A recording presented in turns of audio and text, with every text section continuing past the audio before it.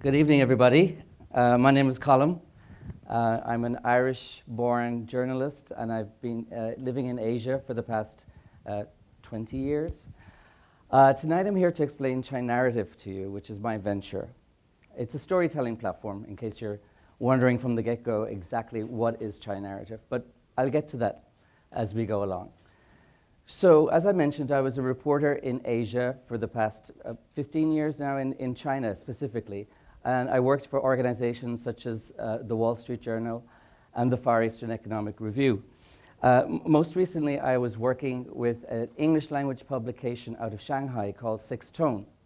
So last year, when I was on assignment for Sixth Tone, it was a very plush assignment, I would say. I got to travel pretty much the length of China in an SUV, 5.5 weeks, 5,000 kilometers, which is roughly 3,000 miles. So this was really the highlight, one of the highlights of my journalism career to date, if not the highlight. And along the way, I met hundreds of people, and they were so willing to share their stories.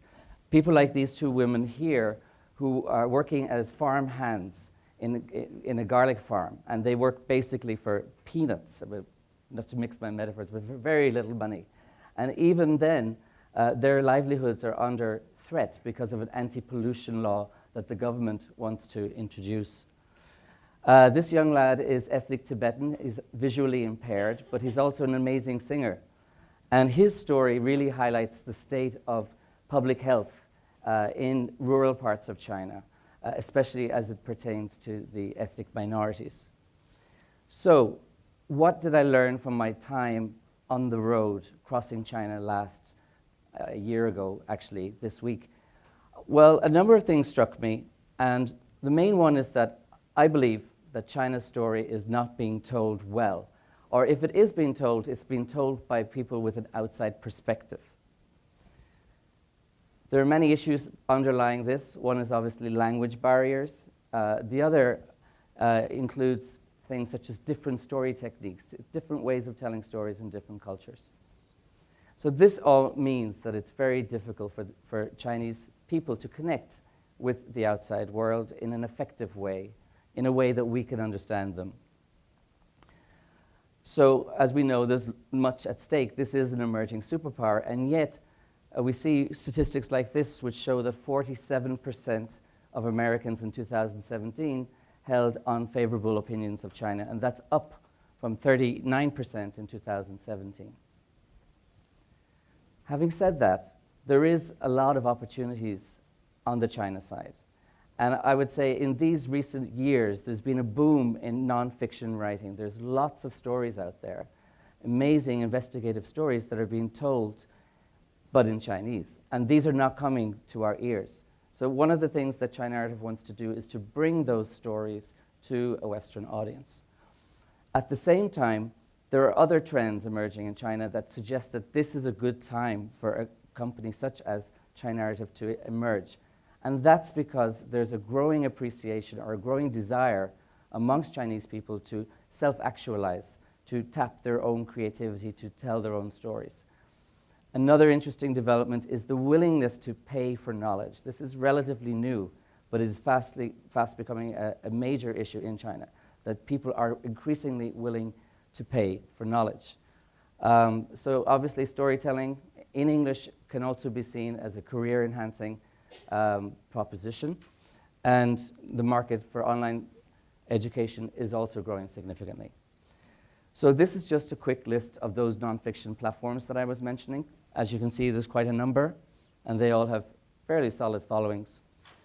$40 billion is the estimate of the size of the market for online learning in China by 2020. So, just to recap, what do we want to do? Chinarrative is a media venture that nurtures and amplifies Chinese voices so that their stories can be heard. So how are we going to do that? Well, we have three main potential business areas, two of which are related to content, and the third one is related to education. So I'll just start with the first, content.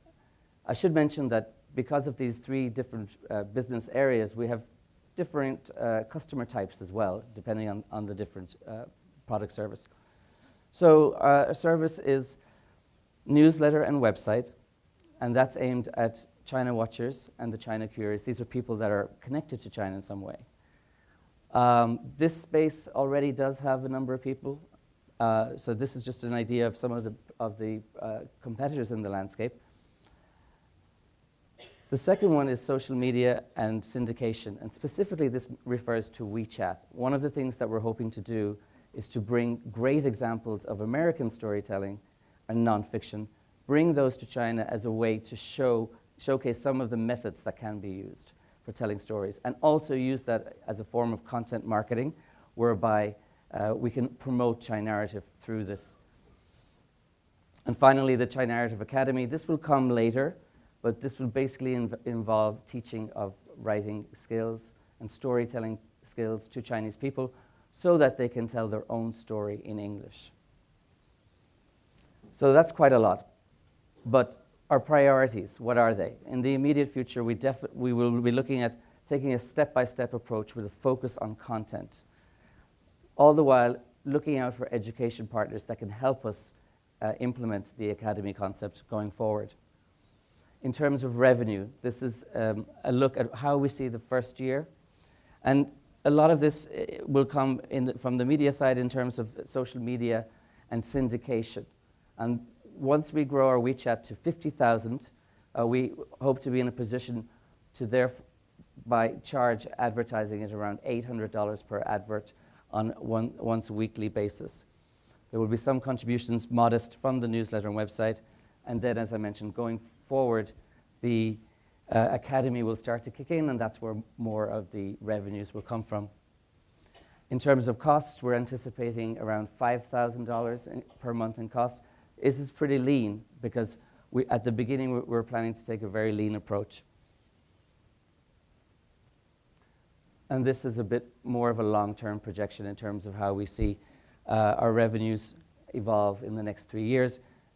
Main point here, I would say, being break even in the first year. So what have we done? The newsletter has launched. So if you would like to sign up for the Chinarrative newsletter, you can do that here. It's a bit.ly link, /Chinarrative, lowercase. The website is under development, and this we hope will launch at the end of the summer.